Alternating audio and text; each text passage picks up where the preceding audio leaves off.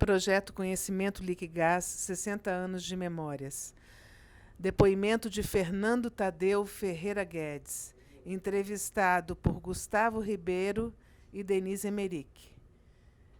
São Paulo, 9 de agosto de 2013, entrevista número LHV04. Pode soltar. Então, Fernando, para começar, eu vou pedir para você falar seu nome completo, a data e o local do seu nascimento. Meu nome é Fernando Tadeu Ferreira Guedes, eu nasci em São Paulo mesmo. Nasci, como se diz, em casa, porque no tempo do meu nascimento as enfermeiras, as parteiras vinham em casa e eu nasci na Rua das Rosas, bem perto da Rua Luiz Góes, aqui na Vila Mariana. Bacana. Tive um pai maravilhoso, faleceu há 2 anos. E ainda tenho minha mãe viva. Meu pai era uma pessoa que adorava mecânica.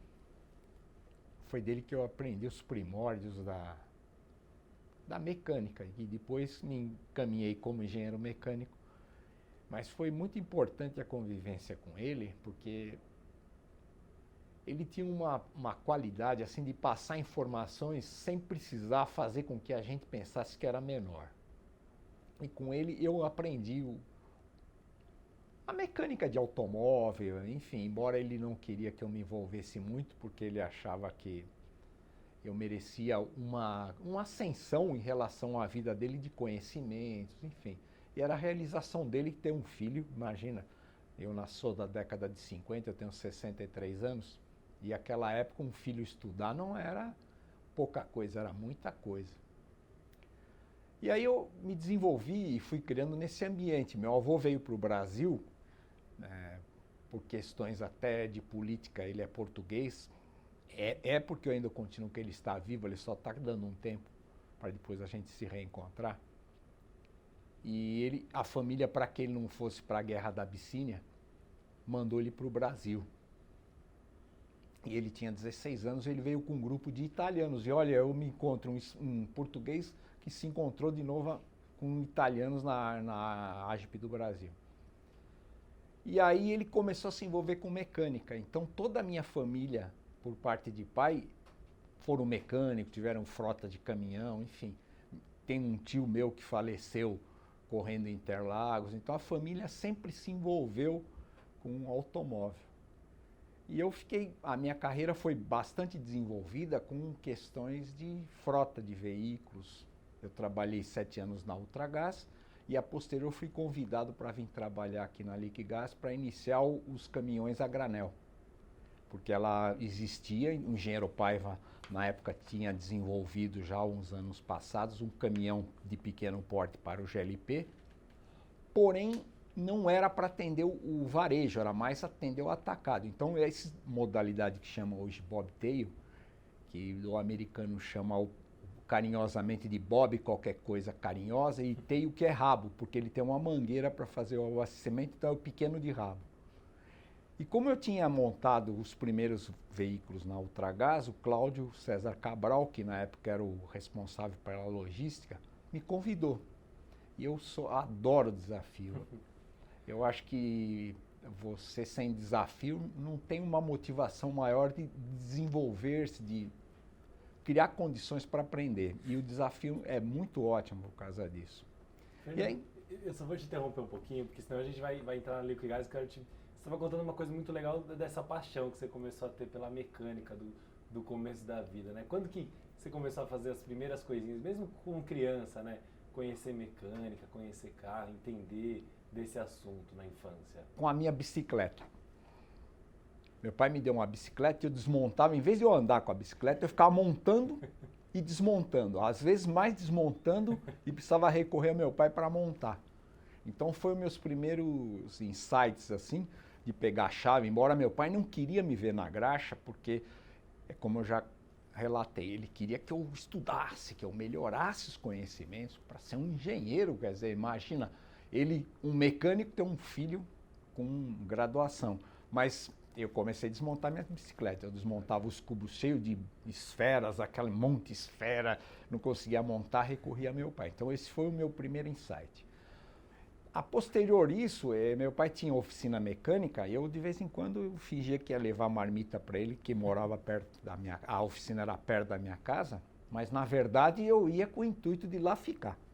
Levava a marmita e não saía, e aí ficava vendo aqueles carrões, meu pai comprava carro, reformava, vendia, arrumava os clientes dele, e eu nesse mundo.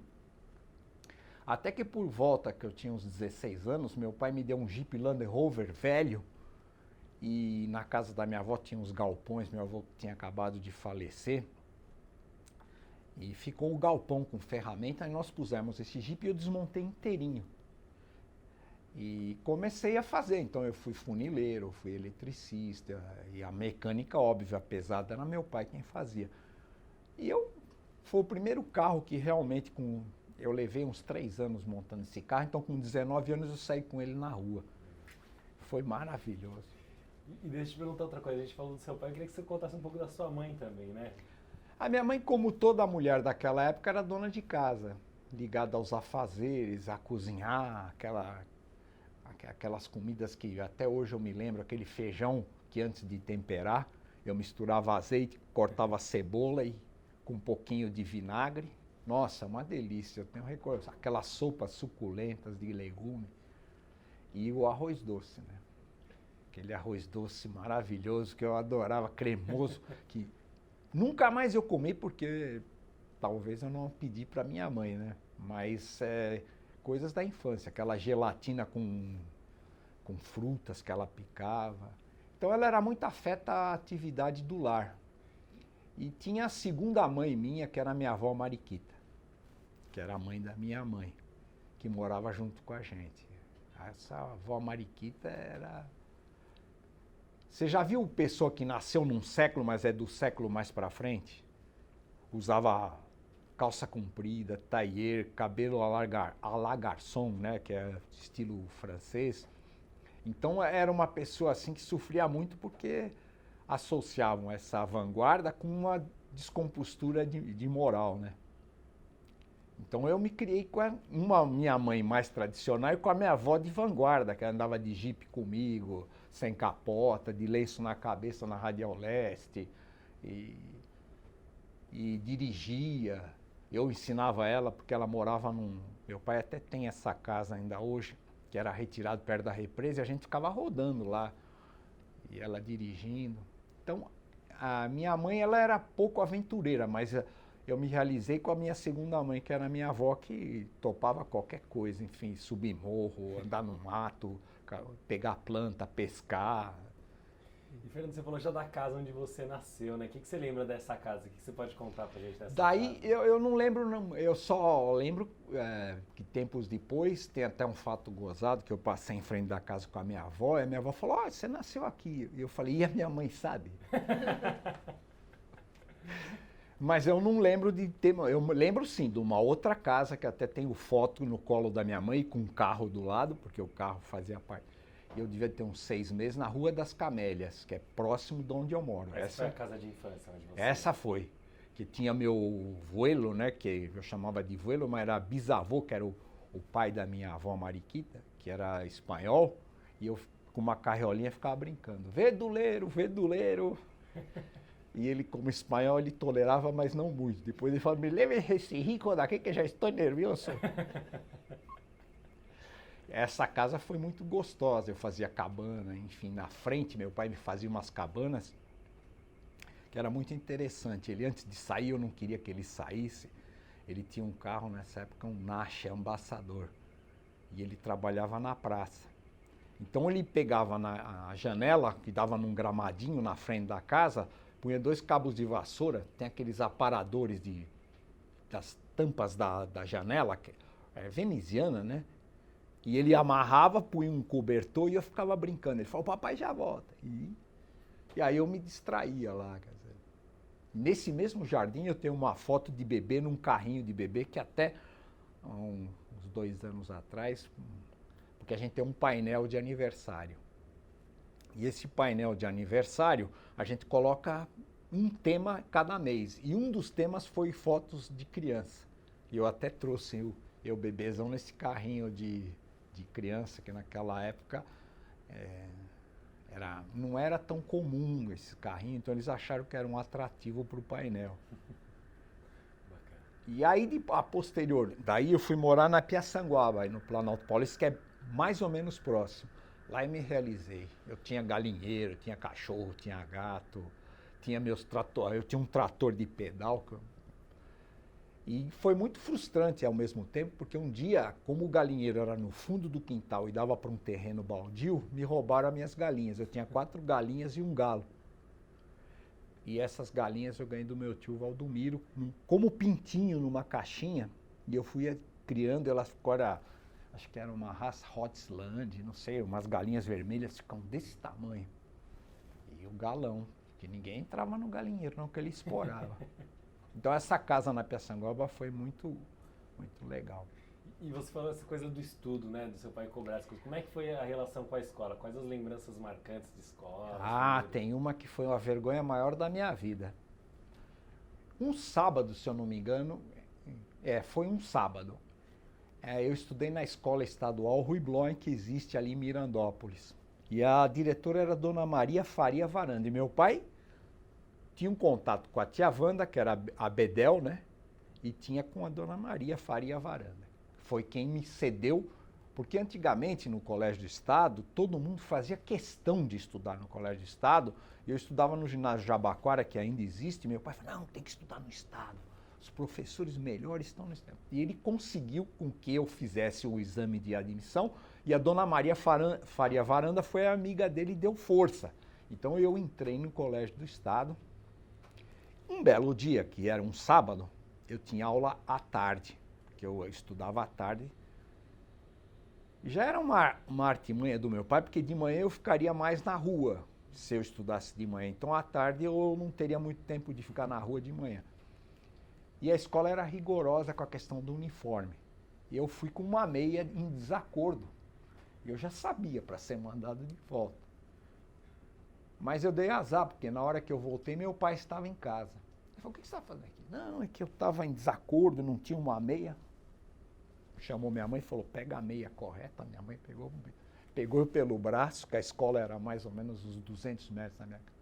Me levou, chegou para a tia Wanda, falou, eu preciso falar com a diretora, a Dona Maria Faria Varanda. E meu pai estava aquecido. Me levou lá, falou, diretor, eu quero que a senhora me ponha ele na classe, porque ele está querendo fazer uma coisa e eu não vou permitir. Nossa, meu pai virou herói para a diretora. Mas em compensação, ao redor tinha colegas, tinha a tia Van, e eu passei um carão, me puseram dentro da sala e eu assisti a aula. Então esse foi um fato marcante. Hoje eu vejo que graças a essa atitude do meu pai, não de violência, mas de incisivo, de falar, você tem que fazer e ter consciência que você precisa dessa parte da vida que é estudar. Mas foi uma vergonha. E depois, você acaba virando algum tempo a mídia do pedaço, né? Todo mundo, cadê o pai disso aqui? Papaizinho na escola e tal. Mas hoje, analisando, eu vejo que foi uma qualidade que ele teve incrível. E teve alguma matéria que você gostava mais, um professor marcante de escola? Ah, biologia. Eu tinha uma professora de biologia que ela estimulava, eu não recordo o nome dela, mas ela estimulava muito, então eu consegui fazer meus voos mais viajantes que eu pude fazer na matéria dela. Por exemplo, estudar com lâminas, não sei se você já viu fazer lâminas de tecido em microscópio, de cabeça de barata. E aí ela começou a ver a minha atividade, começou a estimular. Então eu consegui pegar minha máquina de fotografia Capsa, que antigamente eram as caixas, se chamava Capsa, tirei a lente, pus no microscópio e consegui fotografar uma visão através do microscópio na máquina. Então essa eu me divertia. Outra matéria, acho que era, não me lembro que artes, não. Eu tinha um professor do Senai que era uma matéria, eu acho que era artes, que desenvolvia também uma campainha, motores elétricos. E aí eu ia sempre no desafio. Todo mundo fazia um motor elétrico desse tamanho, eu fui fazer um desse tamanho. Todo mundo fazia campainha desse tamanho, eu fiz uma pequenininha assim. Então eu me realizava, porque eu sempre gostei de trabalhos manuais, né? Tanto é que na questão da frota, de gestão de frota, no desenvolvimento das montagens dos caminhões a granel, eu me realizava porque eu acabava estando junto, criando situações de solução, né? Bacana. Você falou das coisas de ter câmera fotográfica em casa, de experimentar a construção. Que outras coisas que você lembra assim de... Bom, eu até estou tentando escrever um livro que chama-se A Resposta é Sua, e que está baseado mais ou menos... Eu adoro ler a Bíblia. Não sou expert, porque nem conseguiria jogar esse título, que seria muita prepotência de minha parte. E lá eu relato algumas coisas. Eu tinha um quartinho no fundo, nessa Avenida Senador Casimiro da Rocha, 981, que eu morei, que esse imóvel ainda existe, que era próximo ao Colégio Rui Bloch. Eu tinha um quarto do fundo que meu pai e minha mãe delegaram para mim, que era o quarto de passar roupa, mas eu podia fazer meus experimentos. Então lá eu fazia um pouco de tudo. Eu lembro uma vez, eu gostava muito de aeromodelismo, mas às vezes na impossibilidade de os comprar, um amigo meu comprava, eu pegava a planta e construía. Comprava madeira em balsa e construía. E num desses eventos, a minha avó me pegou no fraga, eu fazendo uma cápsula com pólvora atrás de um aviãozinho para propulsioná-lo, né? E ela falou, você vai se queimar. Eu falei, não, calma, avó, não conta para sua filha, tal, que era minha mãe, que eu vou fazer isso. Ela falou, você vai se machucar. E não deu outra. Eu amarrei atrás a cápsula com pólvora, que eu comprava quando eu voltava da escola, numa lojinha na época de São João, vendiam bomba para qualquer um. Cada bomba desse tamanho, molequinho desse tamanho, antigamente era... E eu tirava a pólvora e pus nessa cápsula. E eu comecei a esquentar para ver se inflamava para o aviãozinho sair de cima da mesa. E não ia. Aí quando eu baixei a cara, meu amigo, eu fiquei sem a pestana, queimou sobrancelha, queimou os cílios. Então essa foi uma aventura no meu canto de cientista. Eu gostava muito de fazer coisas, por exemplo. Eu via uma colher de pau, pegava um caibro e lá fazia uma colher de pau para minha avó, mexer nos doces. Isso um pouquinho mais para frente, que ela já morava em Eldorado, né? Então, aquele quartinho foi realmente meu mundinho. Eu fiz tantas coisas, foguete, carrinho de autorama. Eu adorava carrinho de autorama, mas não de comprar um carrinho de autorama. Construir um carrinho de autorama, enrolar o motor, balancear o motor. E aí eu ia cada vez mais me especializando. E os resultados eram gratificantes, porque eu sempre levava na frente alguma vantagem, mas as pessoas não sabiam, porque eles compravam aqueles autorama estrela e eu era autorama Guedes, né? E Fernando, você comentou já que fez o Senai, então você acabou seguindo uma formação de tecnólogo. Antes de eu entrar para a escola, para engenharia, eu fiz Senai. Então eu sou engenheiro, torneiro mecânico pelo Senai ali da Gandavo e ajustador também. E posterior eu fiz a engenharia mecânica. Sou engenheiro de segurança, tenho pós em projetos industriais pela Mauá e sou engenheiro de segurança pela FEI. E fiz vários cursos na Fundação Vanzolini, questão de logística, fiz um na Getúlio Vargas também, logística empresarial, e aí eu fui me desenvolvendo. Trabalhei uma época na Companhia Brasileira de Projetos e Obras, conhecida como CBPO, e lá fiz vários cursos na Caterpillar, porque como sempre, eu nunca consegui ser muito tradicional. Então me deram uma tarefa de transmitir informações, porque aconteceu o seguinte, na década de 70, já era o início da década de 80, as grandes obras estavam acontecendo, barragens, Itaipu, Foz do Rio Areia, Galeão, e existiam máquinas de operação muito caras e difíceis de serem trazidas para o Brasil. E um mau operador na máquina, ele acaba destruindo às vezes a máquina e você, para rearrumar, além de muito dinheiro, leva tempo. Então eu fui ser um tipo de um instrutor de operação.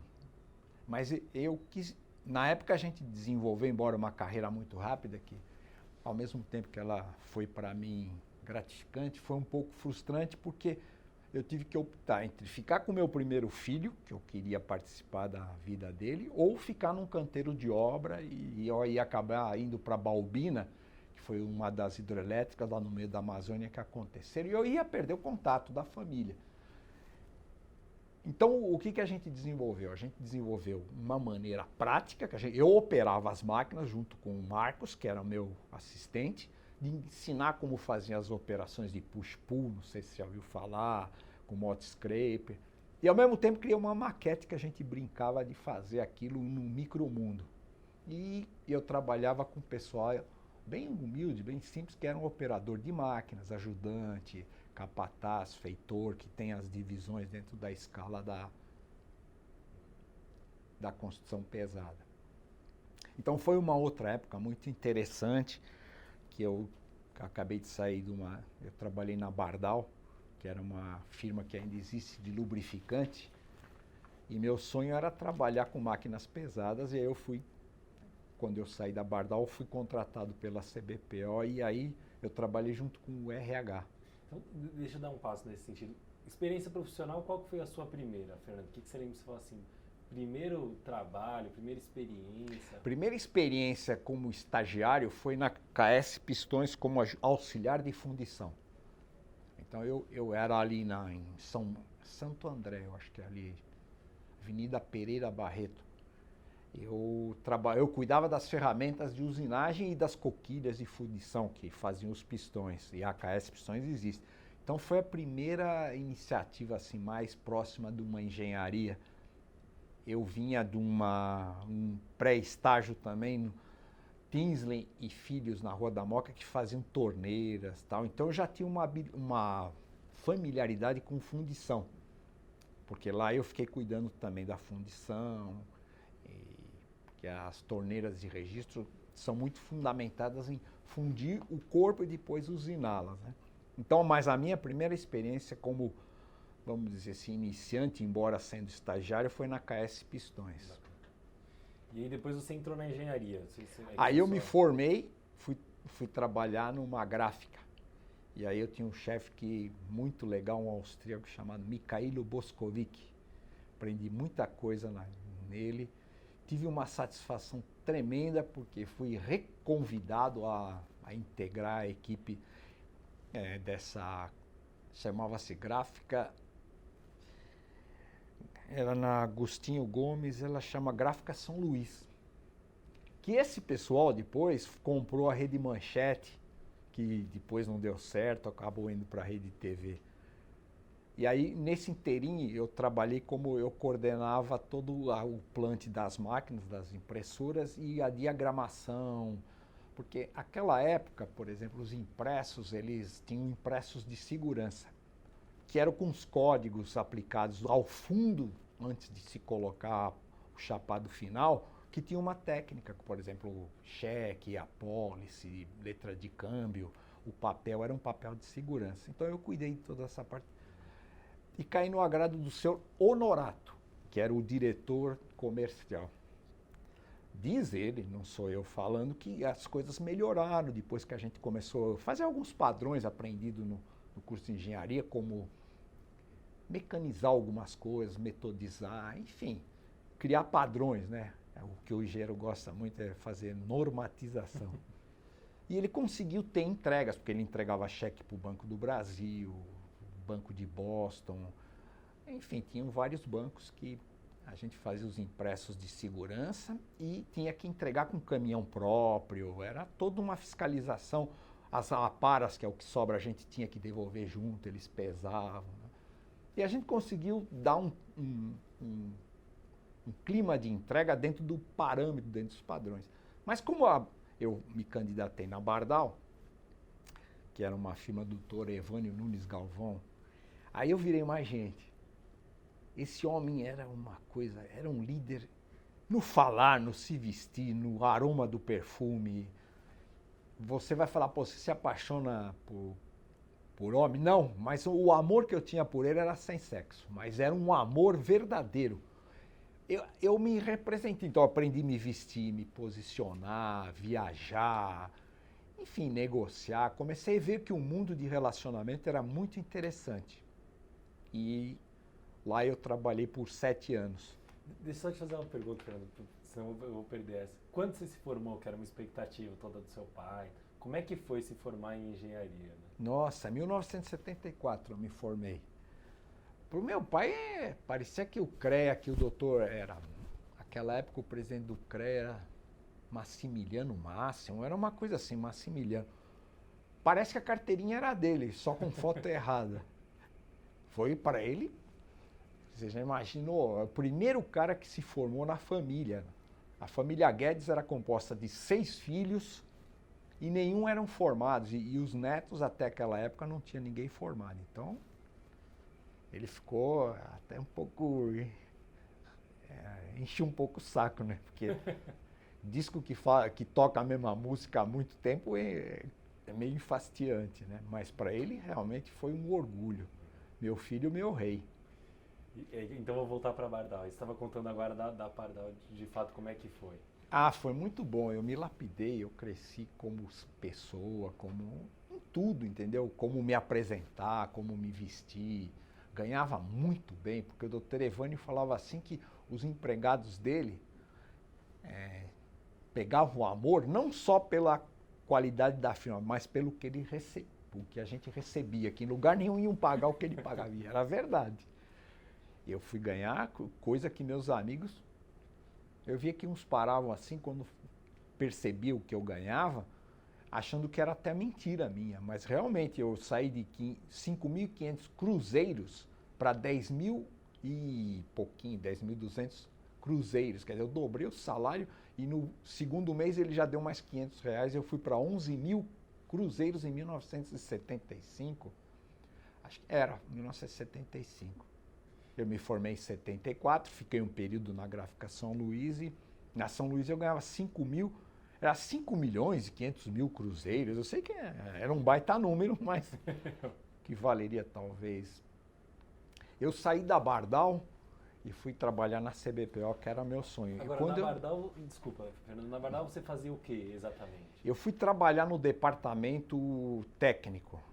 Saía, amparava, fazia todo tipo de curso para preparar nossa equipe, como dar curso para os terceiros, fazer planos de lubrificação em consumidores para organizar a questão de uso e indicação de produtos, contato em Volkswagen, Mercedes, Ford, para divulgar os nossos produtos e ver necessidade de desenvolvimento de produtos adequados para uso próprio deles ou para recomendação em veículos.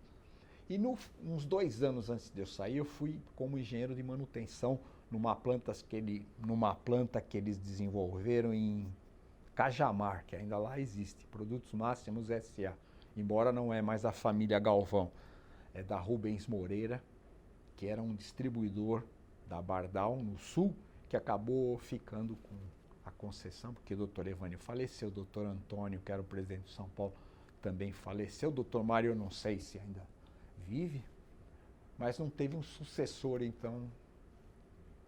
E na Bardal, porque hoje eu vejo o seguinte, eles tinham manuais de conduta, coisa que na época, a Bardal ela sempre primou pela imagem do vendedor, pelo comportamento do vendedor, pela, vamos dizer assim, a conduta ética que tinha que ter, barbeado, bem vestido, e ela proporcionava esse bem vestido. Os lugares dos hotéis eram hotéis de primeira. O doutor Evânio não admitia que você ficava num hotel sem ser 5 estrelas. Agora, é óbvio que ele cobrava. Ele me dava 300 litros de gasolina, eu ganhava bem, podia me vestir bem. Tinha que ser barbeado. Tem um manual como você se posicionar, como você se apresentar, barbeado, sapato sempre impecável, roupa impecável, a questão de posicionar perante o cliente, como você devia, como eu diria, oferecer os produtos, porque eram produtos caros, era um produto que uma Texaco, uma Esso, uma Shell ou uma Mobil Oil vendia Castrol, vendia num preço abaixo e nós tínhamos que justificar o nosso preço. E teve uma fase muito interessante que a gente trabalhou também desenvolvendo produtos, gerando vendo as necessidades do cliente. Então, não cabe aqui falar, mas eram situações que eu aprendi muito, muito mesmo. Por exemplo, A Tuil, fábrica de machos, queria um óleo lubrificante com um peso específico acima de 1. E normalmente os derivados de petróleo abaixo da água é 0,9, 0,8. Então a gente tinha que se virar para criar, para poder aquela máquina poder funcionar com uma condição de especificação que ela tinha que trabalhar. Aí você falou que em seguida você foi trabalhar com o que você queria, que era grandes máquinas. Que é a CBPO. A CBPO eu lá fui pelo seguinte, além de ela ser uma cliente da Bardal, eu fiz amizade com um amigão, que é o Edson Mungai Gervásio. Esse Edson Mungai Gervásio, ele era piloto da VASP e foi trabalhar por uma série de fatores que aconteceu na vida dele. Ele foi acabar sendo piloto do avião do Dr. Evânio Nunes Galvão, que era um dos donos da Bardal. E nesse conhecimento, ele falou assim, pô, você gosta de máquina pesada, eu vou te apresentar o Dr. Oscar Americano, que era dono da CBPO, porque ele tinha sido piloto do avião do Dr. Oscar Americano. Então você percebe o que a Bardal me engrandeceu em questão de relacionamento. Eu comecei a conversar com pessoas que eu nunca imaginava. Olha, dono de uma CBPO. E lá nós não fomos pedir vaga para ele, fomos pedir uma chance de competir se existisse uma vaga. E aí eu fui para o RH, competi e fui aceito e comecei a trabalhar na CBPO através desse início de comunicação do Edson Mungai Gervásio. Aí você já comentou de alguma forma que você estava tendo seu primeiro filho ao longo desse período da CBPO, né? Agora eu queria saber na vida pessoal como você conheceu sua esposa, né? Quando aconteceu essa história? É uma coisa meia... Eu gostava muito de paquerar no Ibirapuera. E quando eu saía da Bardal, eu dava uma passadinha para ver meus amigos. Existia um local lá chamado Café Concerto na época, que o Agildo Ribeiro fez peça lá, junto com o Astolfo, como é o nome do Astolfo, que é aquela travesti, eu não sei se chamaria... Enfim, ela é famosa, ainda vive, já está uma coroa, mas ela vive... E a gente ia lá se divertir, dar risada com a Agildo Ribeiro, com esse pessoal e tomar um café. Numa dessas idas lá, era dia dos professores em 1975. E a minha esposa foi com umas amigas num teatro, não achou a peça que queria e passaram no Ibirapuera. E eu estava lá, né? Comecei a conversar com uma amiga dela e acabei fazendo um relacionamento. E daí começou o nosso namoro, enfim. E eu já estou casado. Eu casei em 1979, 30 e poucos anos, 32, 33 anos eu estou casado e tenho... com a Cristina, 3 filhos. O Fernando, que foi o primeiro, que hoje é engenheiro eletricista, com ênfase em computação, trabalha na Telefônica, que agora é Vivo, né? Eu tenho o Fábio, que é bacharel em Direito pela PUC, que tem um escritório ali perto do Ibirapuera, com um amigo dele, trabalha com assessoria para imóveis, né? E eu tenho o Flávio, o famoso Toscão, que já veio até fazer um trabalho aqui na Liquigás, que fez rádio e televisão na Anhembi Morumbi, que tem 22 anos, vai fazer 23. Que está nesse ramo também, adora, vai para lá, vem para cá, trabalhou na Cobran, enfim. Legal. Aí você já contou um pouco o que você fez na CBPO, que foi essa coisa de dar instrução, né, sobre as máquinas pesadas.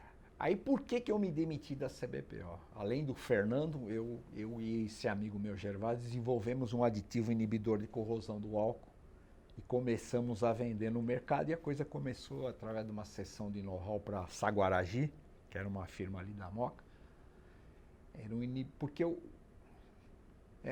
se você deixar eu fico falando aqui. Não mas pode falar, porque a minha curiosidade, vocês criaram o produto na hora... Porque é o seguinte, quando eu trabalhava na Bardal, eu desenvolvi o Proálcool, que era um aditivo inibidor. Só que existia o Dr. Victor Colding, que era o gerente, um inglês, gerente geral da companhia, que ele desenvolveu um aditivo e eu falava para ele, pô, mas é mais ou menos o que aconteceu com o Telas e o Tesla e quando gerou a eletricidade nos Estados Unidos.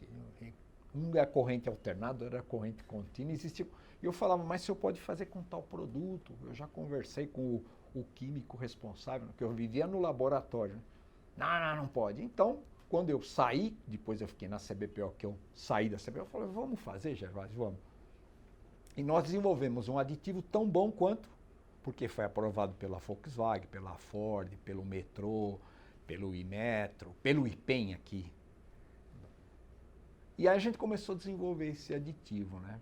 Porque o álcool ele é altamente corrosivo. E os carros naquela época, como trabalhavam com gasolina, eles sofriam muito dessa corrosão e o ataque do carburador, que era uma liga de Zamac, né? E o aditivo funcionava. Então aí a gente começou a vender, enfim. E aí acabei vendendo, saí fora e fui trabalhar em outra coisa. Eu comecei uma vida própria, antes da Ultragás. Aí depois essa vida própria, você ficou durante o tempo como autônomo, é isso? Fiquei. Aí eu tive lavar rápido, mexi com automóvel, porque automóvel para mim é o sangue da veia, eu adoro. Eu ia na casa do meu avô, era um galpãozão enorme na rua Luiz Góes, hein? Hoje em dia lá construíram um edifício, que o terreno era enorme, e eu ficava no meio daquelas coisas. Meu avô teve um dos primeiros táxis, eu tenho até foto para provar para vocês, em 1912 ou 13, ele era molequinho, que ele veio para o Brasil, com 16 anos ele conseguiu uma carta que ainda posso procurar em casa, um delegado dando autorização para o meu avô dirigir veículos à explosão. E ele foi ter carro de aluguel na Praça da República. E até tinha um coqueiro lá, que meu pai que me falou, e o coqueiro realmente era torto. Meu avô fez uma ré e tinha um cavalo, o coqueiro era recentemente plantado, entortou o coqueiro. E meu avô fugiu e o coqueiro nasceu torto. E existia na Praça da República. Então, meu avô sempre se envolveu com carro e esse carro de aluguel, ele não era motorista, chamava chofer. E ele dirigia não carro, veículos a motor a explosão. Então eu nasci nesse conteúdo, né? Meu tio com as carreteiras dele, com os carros que era Fórmula 1. E eu ficava doido, né? Você imagina você ver um carro de corrida, molequinho, você do lado, poder sentar, o tio põe aí, eu sentava lá, enfim, punha capacete, que era uns negócios de couro, bem mambemba. E esse meu tio veio falecer em 1957 numa corrida dos 500 quilômetros da Independência em Interlagos, na curva 3. O carro perdeu equilíbrio, porque os carros eram precários demais, né? Ele comprou essa Maserati e colocou um motor Chevrolet Corvette.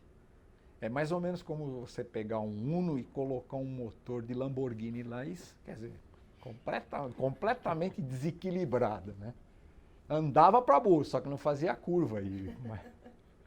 E brecava aqui e parava 3 voltas depois, quer dizer, era bem rudimentar, né? E eu nasci e me criei nesse ambiente, né? E aí você optou por viver como autônomo durante um tempo. Quando que você volta aí para o mercado daí, né? Eu fiquei 8 anos, depois que eu fui na Ultragás, eu soube que na Ultragás estavam necessitados de pessoas para desenvolver a oficina central. Eu falei, aqui que eu vou. E qual foi meu apelo? O seu Estevam, que era uma pessoa exigente, extremamente exigente, quando eu percebi que eu conversei com o Ricardo, que depois virou meu funcionário, ele falou, nossa, Estevam, eu falei, já sei como é que eu vou ganhar isso. Eu falei várias coisas que ele não entendia, depois ele conversou comigo, eu subi a posterior, né? A posterior, com o Ricardo, que ele falou, vou contratar esse cara, porque tudo que ele falou eu não entendi nada, mas deve ter alguma coisa. Porque eu comecei a falar para ele de o que a Ultragás teria que fazer nessa oficina, era remanufaturar e não restaurar motores. Remanufaturar é realmente você pôr alguns padrões de fábrica e você estava voltada na metrologia e não na faseologia. Porque a metrologia é parâmetros de medida que põem uma máquina... Porque eu parto do seguinte padrão, uma indústria automobilística, o que ela faz diferente que um mecânico? Ela faz a precisão do que ela monta e o mecânico monta. Então, um mecânico pode montar uma coisa fora de medida, otimamente de medida, com uma peça nova junto com uma velha, sem saber, ele funciona. Mas a fábrica faz com que esse conjunto, esse universo de montagem, seja tudo dentro de um padrão metrológico, o que pode ser montado dentro das medidas e o que tem que ser scrapeado.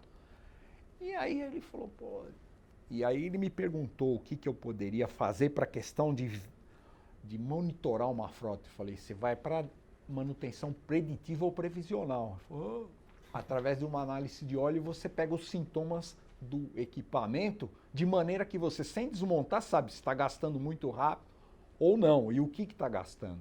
E aí a gente trabalhou, desenvolvemos a oficina central, que a gente fazia os remanufaturados, remontava motores, porque o que acontece quando você entra nesse parte de frota, existe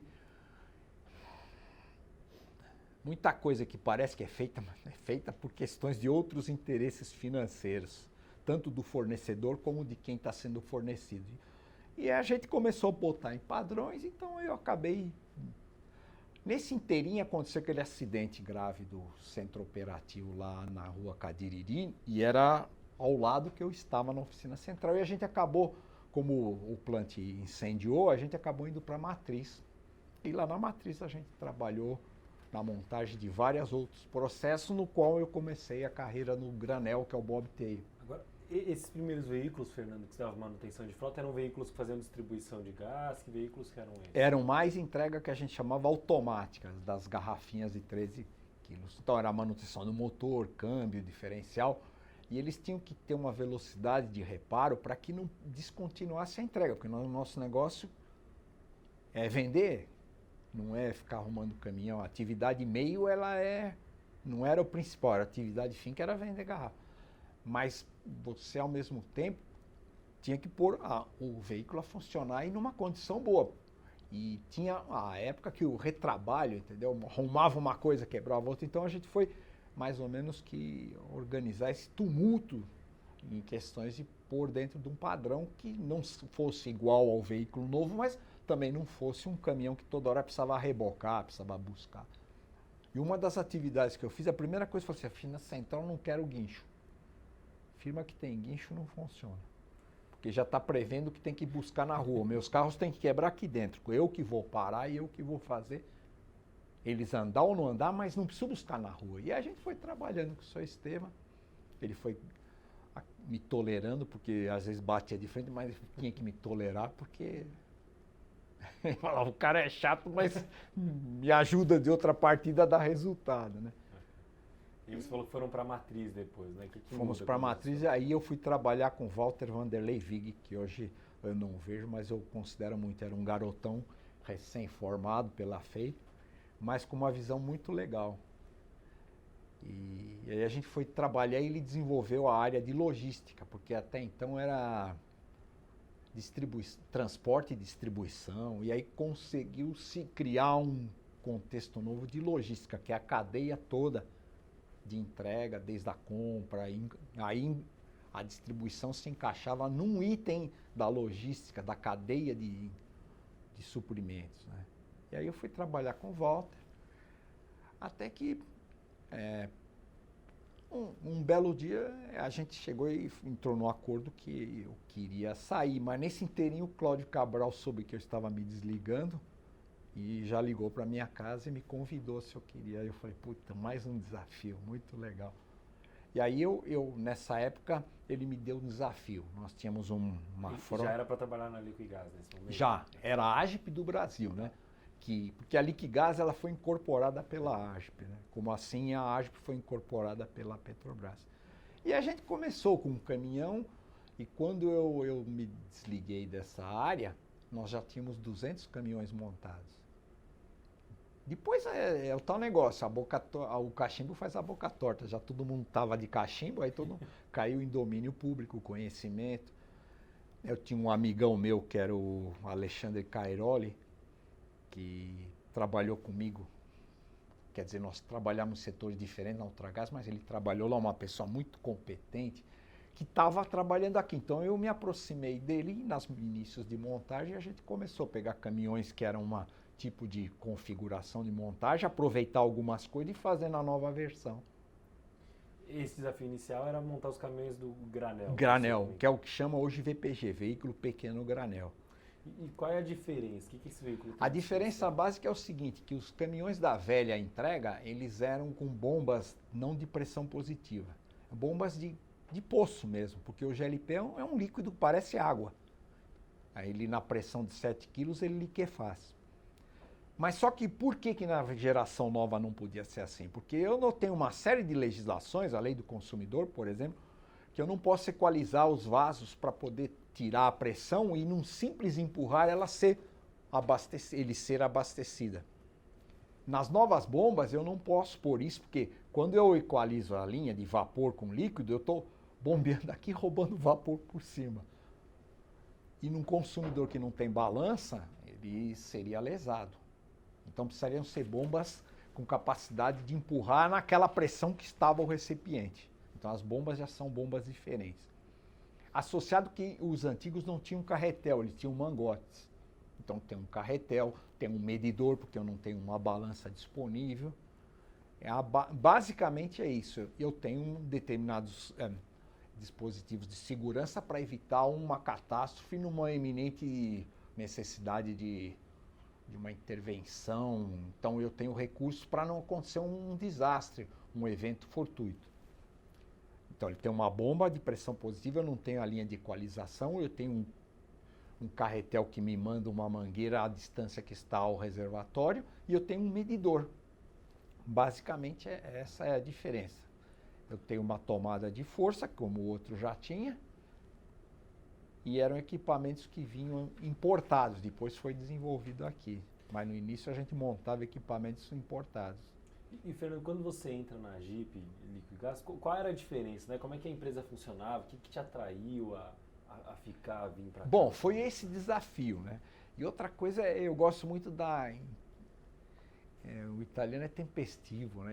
Meu avô, eu tinha por parte de mãe, meu avô, o Titillo, o Rafael Gentili era italianão, então você imagina, ao mesmo tempo que ele te abraça, ele te xinga, ele te beija, ele te morde, quer dizer, você não consegue saber se ele tá bravo com você, se ele tá alegre, se ele pegou rancor, porque ao mesmo tempo ele briga, e ao mesmo tempo ele te ama, então eu gosto. E o italiano que tinha aqui era um tempestivo maior. O seu Santin, que vocês devem ter convidado ele é uma figura, ele é muito legal. Ele te conta um fato triste que você não consegue fazer outro comportamento a não ser rir. E é uma tragédia para ele. Então isso me atraiu. Italiano é andar na corda bamba, porque o italiano, todo dia você não sabe se ele vai te mandar embora, se ele vai te dar um desafio, se ele vai te ignorar, se ele vai um dia cumprimento, outro dia não cumprimento. E eu sou fascinado por essa incerteza. No começo, qual era o seu cargo, Fernando? Eu era supervisor de manutenção. Então a gente coordenava as equipes que faziam a manutenção, porque as unidades da ponta tinham sempre uma oficina de manutenção. Por que o GLP se comporta assim? Isso é uma tradição. No início da carreira do GLP, não existia fábrica de caminhões aqui, então você não tinha disponibilidade de compra imediata de um veículo, então não tinha a reposição de frota, existia a restauração ou a manutenção de frota. Então as companhias desenvolveram oficinas, fabricavam carrocerias, funilaria, porque eles pegavam um caminhão, chegou na hora da reforma, a primeira reforma, desmontavam e refaziam. Hoje já não é assim. Chegou o fim da frota, você pega o desinvestimento, que é o que sobrou de resíduo, e compra a zero e põe lá. Mas não existia. Esse é um fator. Então tem a tradição das oficinas, que hoje não tem. Segundo, você não pode parar um caminhão de produto perigoso em qualquer lugar, e hoje a prática está comum. Eu vejo que precarizaram em detrimento do eu sou mais esperto. Caminhão de produto perigoso, ele não pode parar em lugar de adensamento, existem legislações severas e pesadas. Você não pode fazer uma solda num caminhão em qualquer lugar com o tanque contaminado, ou, no caso do envasado, você descarrega, mas no caso de um granel, você vai parar do lado de uma residência, numa oficina, o cara vai meter um eletrodo no outro caminhão. Então eles tinham essa preocupação, que eu não vejo hoje em dia. Porque se o GLP confinado é um perigo. Se ele vazar num lugar confinado, é explosão na certa, seguindo. Agora, Fernando, você está falando uma coisa interessante, que era um pouco toda essa cadeia de suprimento, né? Me explica um pouco qual que era o movimento. Você falou que vocês recebiam um caminhão, adaptavam, como funcionava toda essa distribuição? Bom, a minha carreira na ASP era o seguinte, eu peguei tudo comprado e tudo por fazer. Medidas de chassis sem condição, tanques que estavam em outro caminhão, tanques que acabavam importado, parado, e a gente teve que organizar, retrabalhar, porque o caminhão é como uma balança na questão de peso. Você tem um centro de massa, você tem que acumular várias coisas de massas diferentes para que deixem um peso no eixo dianteiro, um peso no eixo traseiro, e a soma desses dois dentro de um negócio chamado PBT, que é o peso bruto total que o caminhão pode levar entre tara, que é o quanto pesa motorista, caminhão, ferramenta, mais a lotação, que é o que sobra para mim ganhar dinheiro, que é o produto que eu vou entregar. Então a gente veio arranjar isso daí. E a necessidade era o seguinte, era para ontem. E a AGIP tinha uma coisa que eu percebi, não posso afirmar, mas era uma coisa que eu senti. Eles deixavam o vizinho fazer, depois olhavam em cima do muro, tá dando certo, faz. Enquanto a Ultragaz fazia coisa sem saber o que ia dar, o italiano ficava esperando. Aí eu olhava em cima do muro, tá dando certo, então vamos fazer. Aí compra isso, compra aquilo. Então era uma outra situação de pioneirismo que eu vivi, a outra de copismo, né? Copiava. Então foi uma experiência, mas ao mesmo tempo eles estavam vendo que os outros já estavam, o concorrente estava saindo na frente, estava dando certo, eles queriam o mais rápido, queriam um milagre, né? Que eu já estava me preparando, mas o difícil eu já estava fazendo, mas o milagre eu estava me preparando. Então foi um desafio, eu em um ano, o meu primeiro ano, eu rodei mais ou menos 20 mil quilômetros com o Ninho, indo todo santo dia para Americana, trabalhando lá e voltando no fim do dia. E voltava. O primeiro ano que você... Qual foi o ano que você entrou na AGIP? 1995, novembro de 95. Eu estou quase 18 anos aqui na companhia. E a frota de veículos, você falou que terminou com quase 200 veículos, né? Granel. Agora, no cômputo geral, dava uns 800, 900. E eu já tinha trabalhado com 1.100 na Ultragaz. Porque a gente cuidava de veículo de passeio, que a gente chamava picapes, médios, pesados, leve, carreta. Porque antigamente as companhias tinham carretas para fazer a busca. Hoje é tudo terceirizado, é tudo contratado, né? Foi criando... Os próprios empregados, alguns que saíram, criavam como uma condição ser um prestador de serviço das companhias de GLP.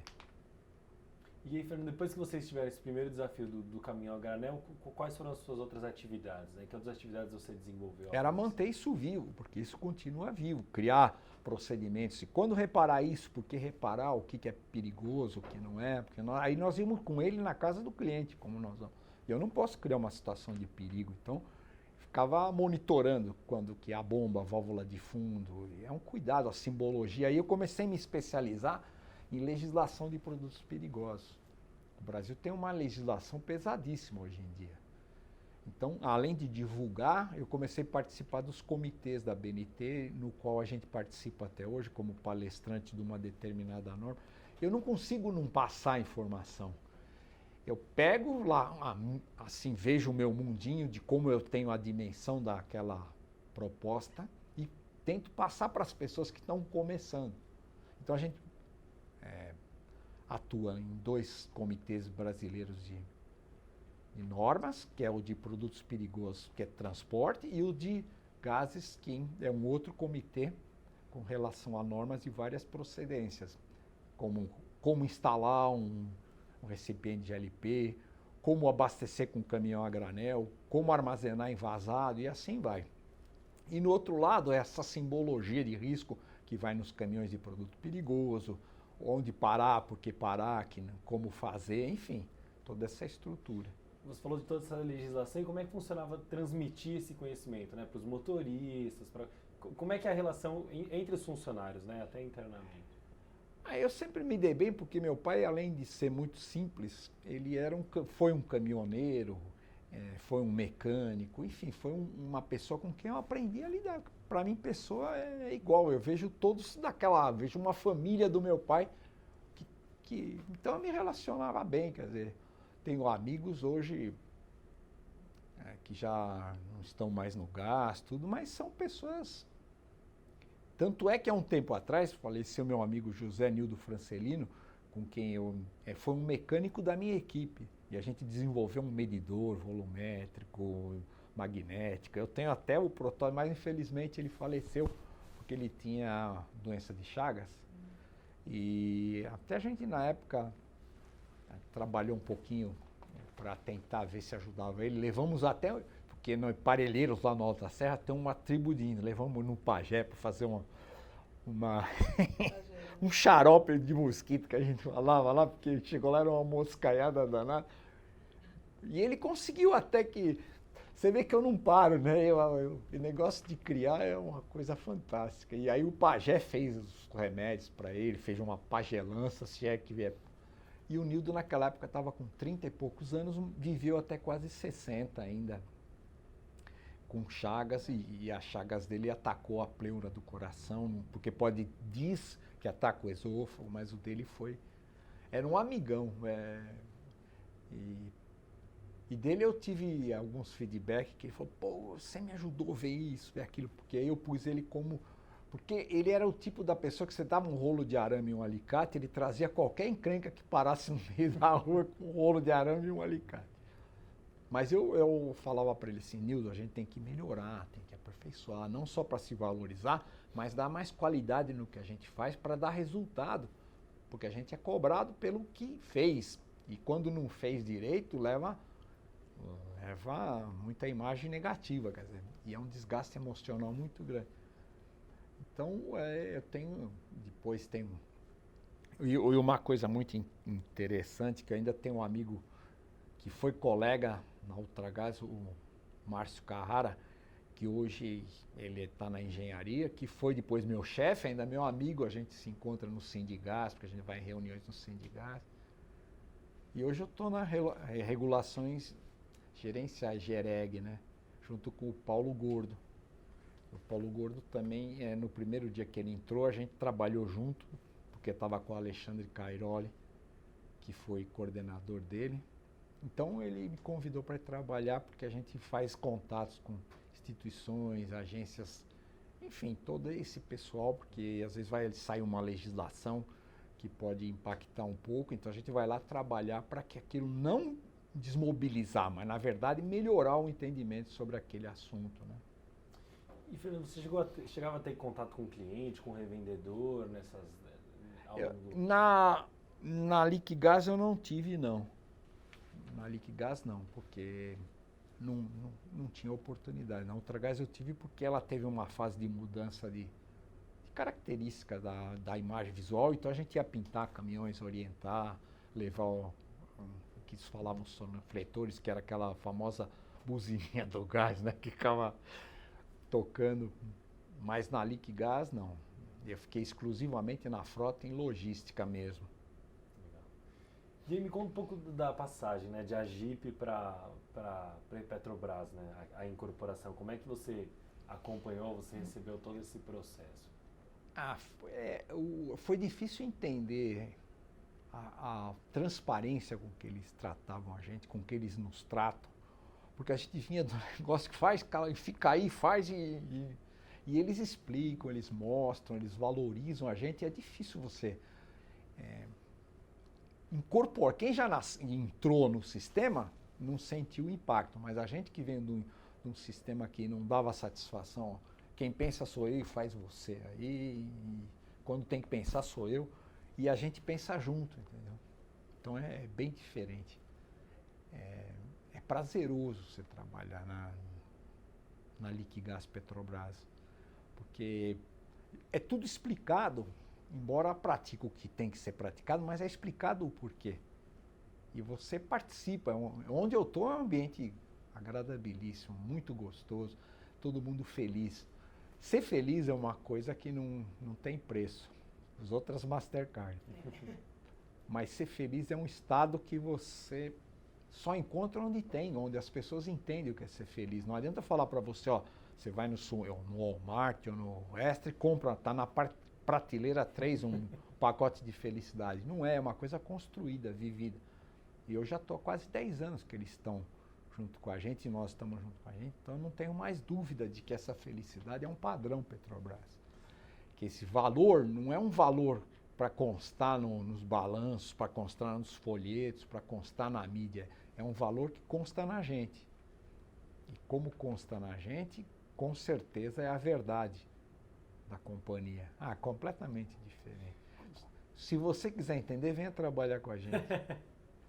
E quando você fala que pensa junto, que prestam contas, você tem um exemplo para ilustrar alguma história que você possa contar? Tenho, por exemplo, a carta do presidente, todo mês que ele explica o que ele não precisava explicar. Não. Outros tempos ninguém explicava nada para mim. Então, além de eles falar que iriam fazer, eles estão fazendo. Quer dizer, o presidente nos explica como a companhia desempenhou, como a companhia está indo, quais foram as nossas alegrias, quais foram as nossas tristezas. E todo mês ele faz isso. É óbvio que ele é assessorado, mas é uma condição.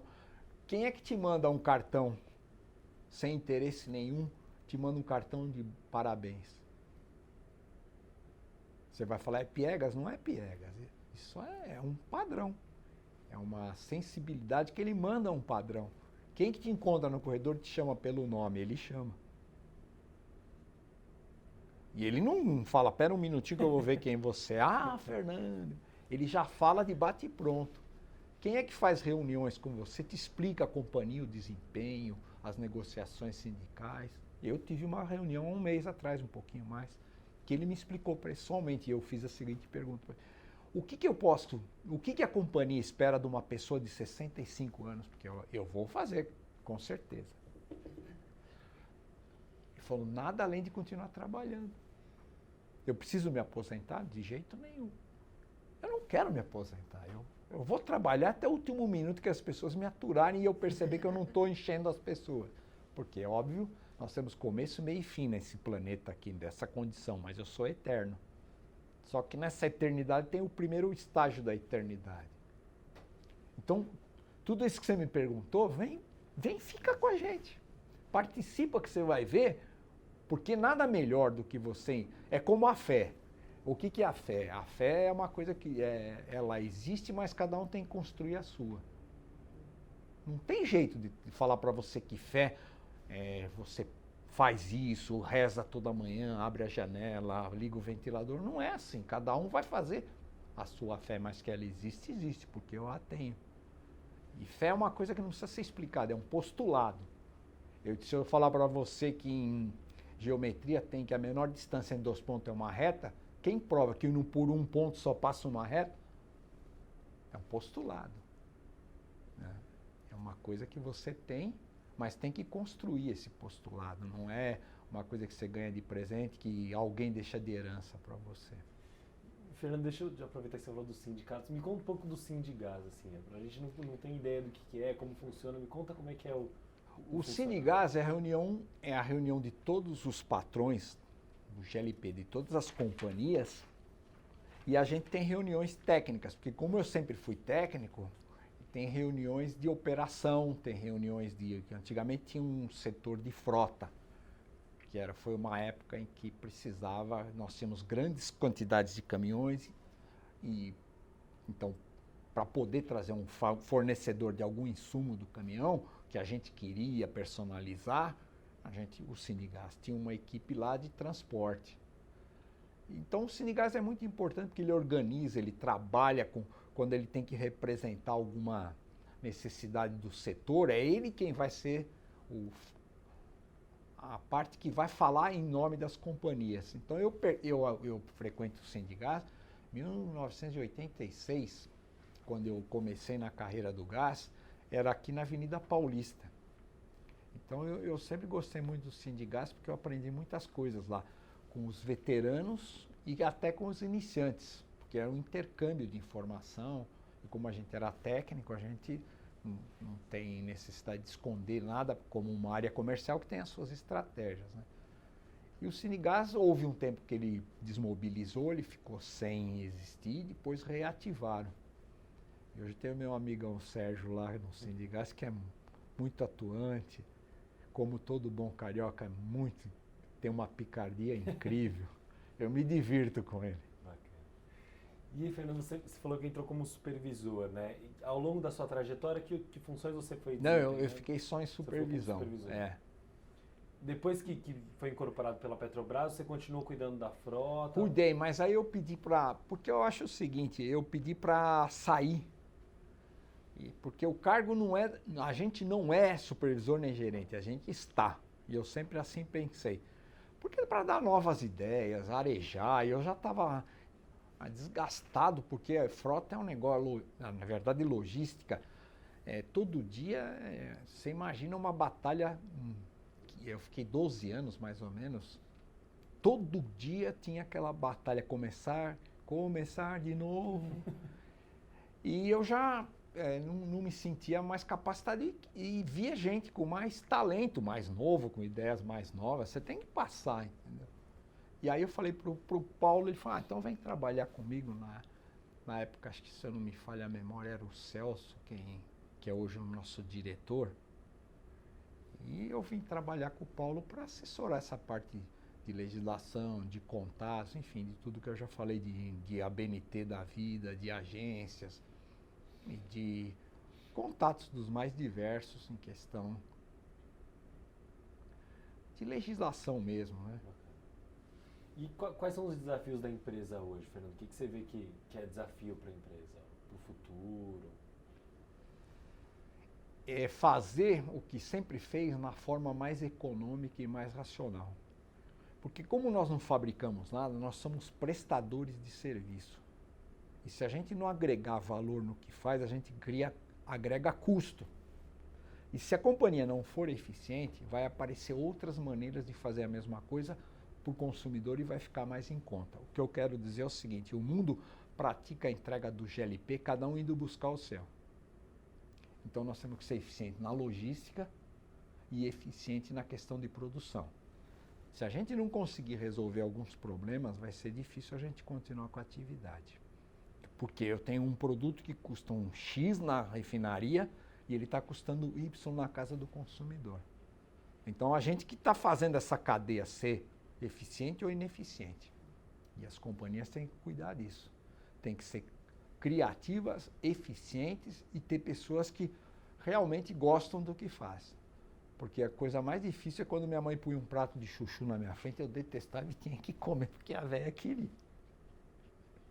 Então, as pessoas têm que comer prazerosamente e não comer chuchu.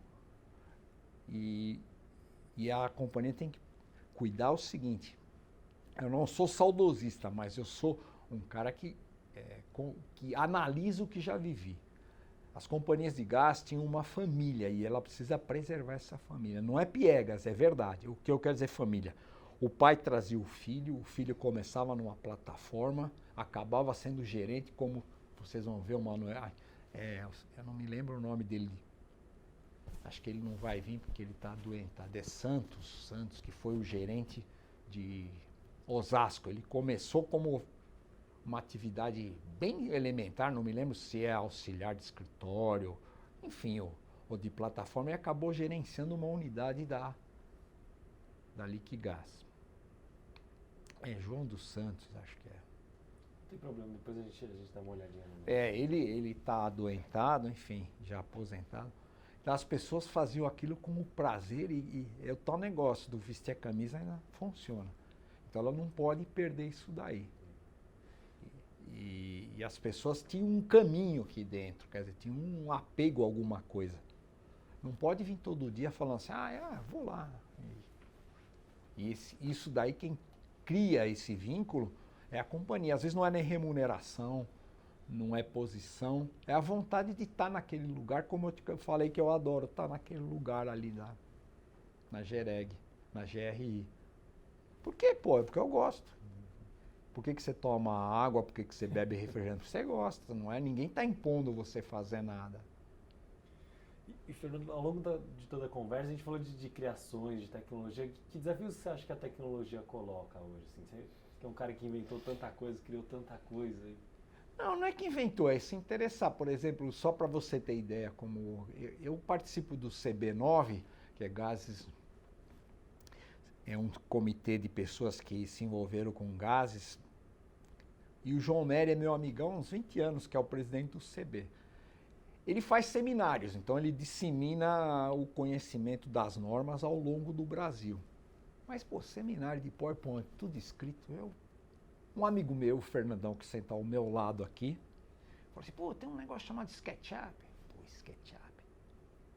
Você pode fazer desenho tridimensional. Eu fiz a minha animação da 15514 toda em 3D. e você vai lá, é o PowerPoint. Aí começa, sabe, para criar porque você tem que fazer hoje atividade sua para as pessoas se interessar pelo assunto como você fosse um videogame. Por que será que uma criança fica tantas horas e não fica estudando, mas fica um videogame? Então não adianta eu brigar com o videogame, eu tenho que entender o videogame para fazer o estudo igual ao videogame. Porque aí, o que a criança vai fazer? Mãe, me leva para a escola, mãe, me leva para a escola. E hoje ela fala, mãe, não me leva para a escola. Então eu fiz a minha animação em 3D e acabei me envolvendo. Acabei de criar uma caneca, tem aquelas canecas que você faz com uma revenda Liquigás, eu tenho numa caixinha. Estou fazendo um quebra-cabeça, estou fazendo um monte só revenda. Não pode parar. Por quê? É o prazer de viver, o prazer de fazer. Se vão levar a sério, eu me realizei, eu ganhei o maior antídoto contra depressão, velhice, dor, a fase do condor, né? Condor aqui, condor ali. Por quê? Porque eu me realizo. Então eu acho que é isso que a companhia precisa fazer, as pessoas se realizarem. Elas se realizando é que nem uma âncora, elas ficam ancoradas na companhia, não é porque o presidente mandou, porque o salário é bom, porque o sindicato pediu, é porque elas querem ficar e falar assim, eu quero ficar aqui. Fernando, qual é o papel da mecânica na sua vida? Assim? Você é um cara que aprendeu, que vive um pouco disso. Eu não vou dizer que é o ar que eu respiro, mas é quase isso, é prazeroso. Quando eu fui trabalhar por minha conta, você sabe o que eu fazia? Eu arrematava às vezes lotes de leilão de carros acidentados, não acidentados, punha alguns à venda e eu sei fazer funilaria, pintura, mecânica e sou um bom funileiro. Que eu arrumei algumas coisas realmente. Então a mecânica ela pode não ser o respirar, mas todo dia abrir os olhos para mim, que é uma coisa que não adianta estar vivo com os olhos fechados, né? Então ela complementa que a abertura dos olhos. É muito legal. Você viaja, você vai no país das maravilhas, ali fica ali pegando, monta, desmonta. E é muito gostoso. Outra coisa que eu gostava muito era andar de bicicleta. Quando meus filhos eram pequenos, andei muito de bicicleta com eles. Porque a bicicleta, ela, além de te expor na liberdade, ela individualiza a tua iniciativa, ou seja, se você não pedalar, você não vai, então tem que pedalar. E te dá uma liberdade muito grande, além de participar ao redor, que os molequinhos estavam com as bicicletas deles. Entendeu? E a mecânica, como eu falei da bicicleta, a bicicleta é tremendamente mecânica, ela tem um conjunto de coisas numa única coisa. Então ela tem uma roda, tem pneu, ela tem catraca, tem corrente, tem uma direção, tem uma maneira de frear. Então, a mecânica não sei te dizer, mas é prazeroso demais. Tem coisa que não define, você só sente. É que nem eu perguntar para você qual é o sabor da água. Sei, cada um tem o seu sabor, mas que ela é saborosa, né? Você falou as coisas dos filhos, como é que é o Fernando como pai? Pergunta. O Fernando ele é um pai único sendo vários pais, porque você nunca tem um filho, embora feito da mesma forma, no mesmo lar, com a mesma pessoa, ele não é o mesmo filho. Cada filho é como os dedos da mão. Não sei se você sabia, mas é como a girafa, você sabe que a girafa, aqueles malhados dela, não tem uma girafa com o mesmo malhado. E se machucar, nasce o mesmo malhado daquela girafa. Não tem duas girafas com aquele malhado igual. Os filhos são como umas digitais de cada dedo.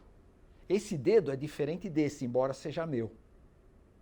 E se eu machucar esse dedo, não nasce a digital desse dedo, nasce a desse aqui.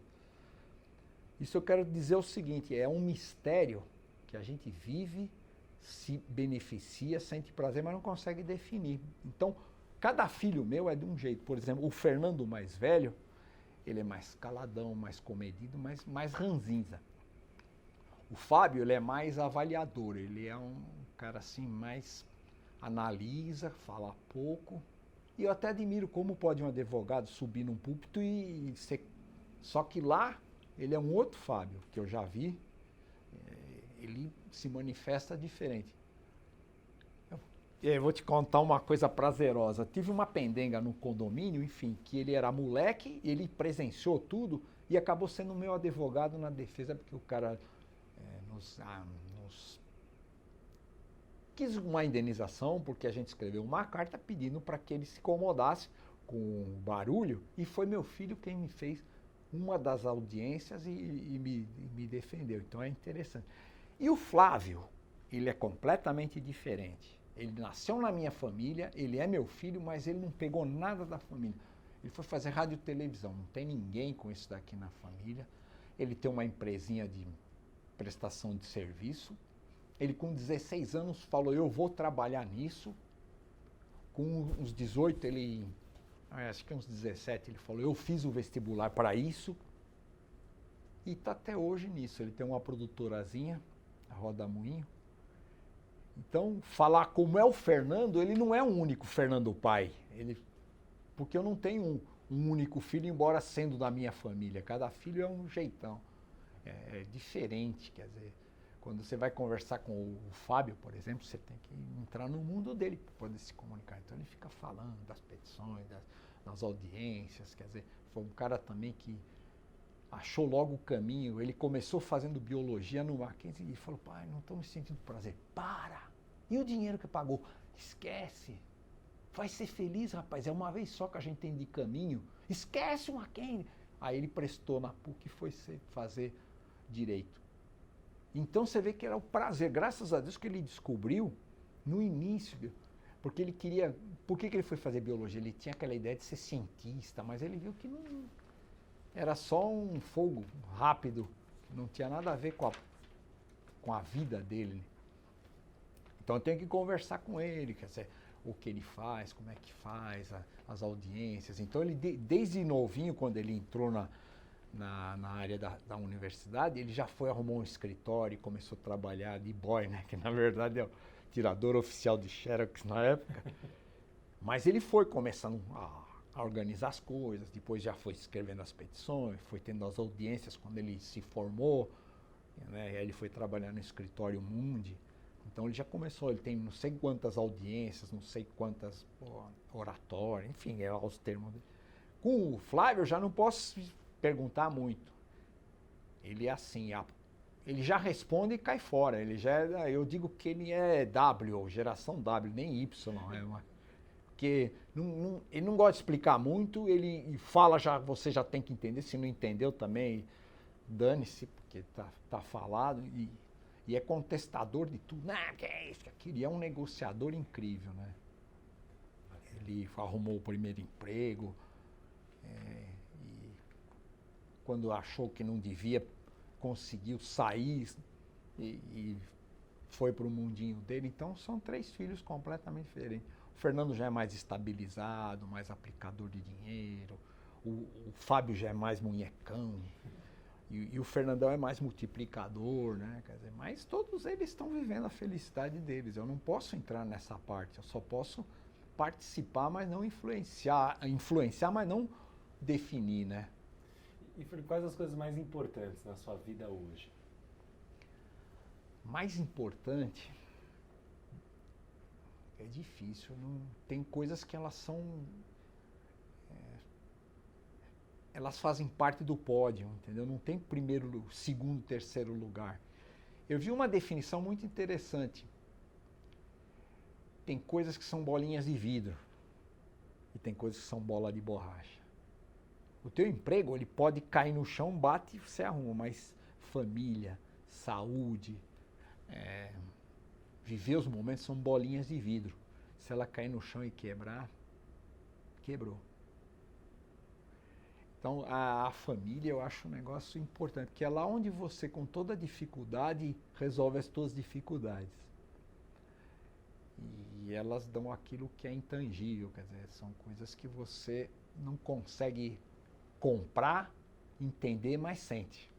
E o sentimento confortado é uma coisa gostosa, prazerosa, né? Então, por exemplo, você tomar um copo d'água servido pela esposa, ou uma Coca-Cola que o Flavinho põe no copo, que ele divide mais, como ele gosta muito, ele divide mais, fala, pô, é um cara comendo, tomando minha Coca-Cola. Então essas coisas são indescritíveis. Para você, é como a sua avó é a minha avó. Nós tivemos, eu já tive, você talvez ainda a tenha, mas eu não sei direito quem é sua avó e a minha. Eu só sei quem é a minha, mas eu entendo através da minha a sensação que você tem em relação à sua, né? Inclusive nesse livro, quando eu falo da minha avó Mariquita, ela só é Mariquita para mim, para os outros ela é uma ilustre desconhecida. Mas talvez faça a reflexão, a minha avó, em relação a você pensar na sua. E você falar, pô, dá para entender, mas são coisas que... E os sonhos, Fernando? Quais os sonhos? Ah, muitos sonhos. Por exemplo, eu quero ser um pecador menos pecador. Eu peço todo dia isso daí, porque eu acredito muito na ressurreição. Então, se é um sonho, embora eu esteja vivendo, eu tenho que ter o sonho dessa vida, mas eu também posso perpetuar o sonho da próxima vida. Sonhos é ter um netinho, para entender como é que ele nasceu nesse mundo e como é que ele vê esse mundo, para tentar mostrar para ele que as coisas existem, que a escolha é dele, mas que é bom fazer certas escolhas como não fumar, não beber. Não pela religião eu não fumo e não bebo, mas foi por uma grande influência dos meus pais, embora meu avô Titilo fumava, que era maluco, tomava algumas, mas hoje eu vejo que e o valor dessas coisas é difícil você entender, porque você só entende muitos anos depois se você estiver vivo. E eu vejo quanto foi bom eu não fazer essas coisas de fumar, de beber, pela disposição e pela, vou chamar de saúde, que é uma coisa muito, é que nem um flash, eu posso estar agora e daqui a pouco não apagou, né? Mas até o momento, o quanto foi bom essas coisas. Então, fazer a pessoa decidir por ela, mas influenciar para que ela decida da melhor maneira. E aí, para fechar, queria te perguntar como é que foi contar um pouco da sua história de vida, participar desse... Para mim foi emocionante. Você viu que quando eu falei do meu pai, que é meu ídolo, porque meu pai era o seguinte, ele era rudimentar, pouco estudo, mas ele tinha uma percepção das coisas incrível. E ele falava para mim, meu filho, se você não viver com pessoas, você não vai conseguir ser um ermitão. Ser um ermitão é muito chato. E eu falava, mas por quê? Porque até para fazer um precisa de dois. E eu falava, mas esse velho aí, pô, é só... Né? E ele sempre falava para mim que não é resignação, mas depende da fase da vida, a gente tem que pingar em vez de secar. Que é melhor pingar do que secar. E tem pessoas que faz secar tudo e depois fica lastimando porque não tem nada, né? Então vai de gota em gota que o oceano vai enchendo sem perceber, né? Então foi, talvez para vocês foi um pouco cacete, porque eu falei de coisas que você tem os de vocês, mas, pô, tá ouvindo o outro falar, né? Quer dizer, não tem uma... Quem é a minha avó Mariquita, meu avô Titílio, meu avô Pedrão, minha avó Ema, que era uma pessoa... Eu tenho que falar um pouquinho da minha avó Ema, porque foi uma das pessoas mais elegantes no falar, na altura do falar. Nunca vi minha avó falar um palavrão. Ela foi criada pela família... Inclusive a Casa das Rosas, ela chegou a estar um tempo aqui, ela foi criada pela família Ramos de Azevedo. Naquele tempo, a minha bisavó, que a minha avó chamava-se Ema Gema, e a minha bisavó chamava-se Colomba, maçom. Então a Colomba veio para o Brasil, não tinha condições, e essa família criou minha avó, ela era uma dama de companhia, da esposa quem construiu o Teatro Municipal. Então ela tinha uma educação, a minha esposa adorava ela.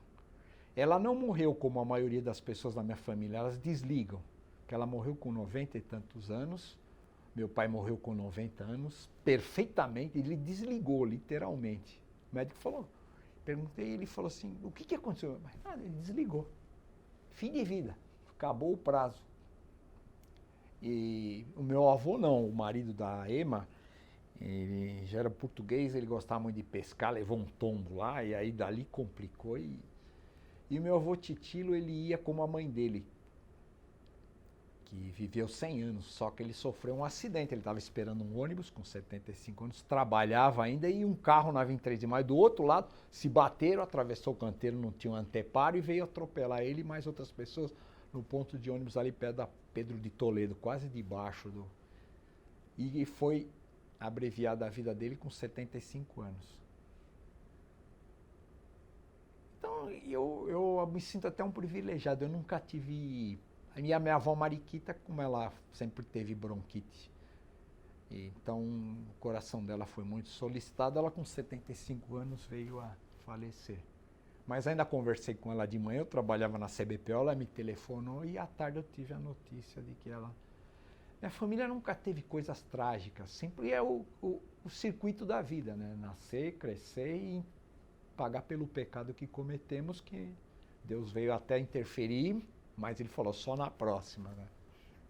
E eu não tive grande... Sempre fui pai e mãe junto, sempre fui assistido. Tenho uma irmã que eu convivo muito bem com ela e mora com a minha mãe, quer dizer, minha mãe mora com ela. E sempre foi muito feliz. Teve empregos que sempre me deram prazer, porque sempre tinha os desafios, né? Não sei se eu os procurei ou eles foram de encontro a mim por uma questão de uma energia superior, né? Eu me sinto um cara privilegiado. Se eu tivesse que encontrar com Deus, eu iria agradecer muito, não porque Ele é o poderoso, porque realmente eu tive o privilégio de ter situações. Me dava muito bem com o meu sogro Ricão, com a minha sogra Nairzinha do Leite.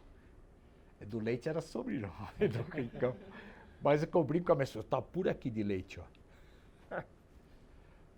Posso dizer nada. Tenho um cunhado, o titio Carlito, que eu me dou muito bem com ele. E eu só tenho a agradecer a tudo. A Liquigás, porque pela resposta do Rubens, que me disse que vai trabalhando aí em entrelinhas, não perturba que ninguém vai se aposentar, não ser querendo, e obviamente eu ser limitado por alguma coisa. Tem muitos desafios ainda, eu acho que só acaba quem quer ser acabado. Quer dizer, enquanto eu estiver fazendo a minha troca gasosa, a minha respiração, eu vou, todo dia pego o meu carrinho, ou alguém me traz, ou o metrô, e venho trabalhar. Trabalho é bom demais. Tá ótimo, Fernando. Queria te agradecer. Eu então. também Obrigado. queria agradecer vocês pela paciência. Eu sou um contador de história, então preciso me comedir para não ficar falando. Não, que isso, incrível. Tem que viajar um pouco. A vida é bela, as propostas de Deus são maravilhosas, é cada um descobrir. É muito importante, sabe? Cada um tem o time, só para finalizar. Certa vez eu tinha um colega que ele era chefe do jurídico lá na ASP, e eu sempre ouvia aquela música, navegar é preciso, viver não é preciso. Não conseguia digerir. Um dia, no elevador, a Dulcineia ainda está aí, ela lembra do nome do chefe, eu não lembro. Ele entrou no elevador e falou, navegar é preciso, viver não é preciso, não é verdade? Porque navegar você precisa ter o rumo certo, viver não tem rumo. E às vezes a pessoa quer dar rumo na vida e acaba quebrando a cara e perde horizontes que poderia chegar e seriam mais prazerosos. Aquele dia eu entendi que navegar é preciso e viver não tem precisão, mas não na precisão de vontade de viver, precisão de rota. Deixa um pouco, deixa a vida me levar, a vida leva eu. Muito obrigado. Me senti em casa com um colega do meu filho, eu não sei qual é a tua experiência, mas ele adora, ele pega os equipamentos, a vareta, eu chamo o pau peludo, ele fica bravo, que é aquele captor de áudio, e ele sai feliz e senta lá. Pô, isso que é legal. Pô. Isso você falou, o que é ser pai? É sentir esse prazer calado. Muito obrigado. Obrigado. Posso tirar aqui o... Pode.